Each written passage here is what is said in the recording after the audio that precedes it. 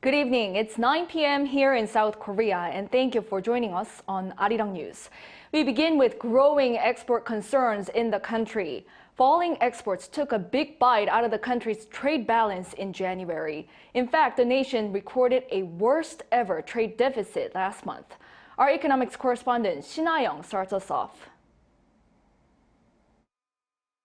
South Korea's trade balance continued to plunge in the new year due to sluggish demand for semiconductors.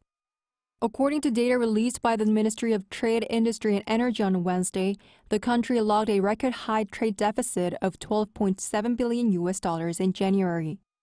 This marks the 11th month in a row of deficit, which is the longest consecutive run of deficits since the global financial crisis in 2008. And in fact, the deficit in January was more than a quarter the size of the shortfall for all of last year. In 2022, the annual trade deficit came to about $47.5 billion, which is the biggest in the country's history and more than twice as big as the previous record set in 1996. The deficit for January came as exports for the month dropped by 16.6% from a year earlier to a little over $46 billion. It was the fourth straight month of decline amid the ongoing global economic slowdown and downturn in the semiconductor industry. By item, outbound shipments of semiconductors plunged by almost 45% on year as their prices tumbled. On the other hand, overseas sales of cars rose by nearly 22% on year, while sales of petroleum products rose by about 12%.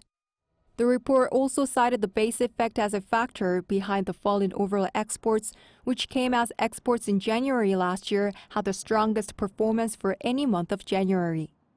By nation, slowing economic growth due to global inflation and monetary tightening pulled down the exports to China by over 31% and exports to the United States to about 6% from the previous year.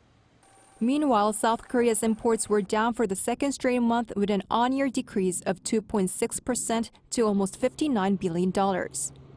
Due to the high demand over winter, the three major energy imports, which are crude oil, gas, and coal, amounted to over $15 billion again last month. Regarding the trade balance, the ministry pledged to put in more efforts to support exports. There is an ongoing economic slowdown due to major countries' monetary tightening and the prolonged war in Ukraine. The government is well aware of the recent trade deficit and falling exports.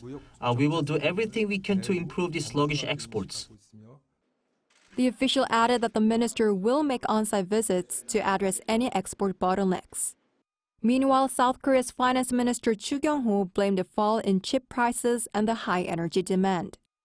However, he forecasts that the trade balance will improve after January, citing lower demand for energy as the weather improves, as well as a boost in exports from China's reopening. Shin Ha-young, Arirang News.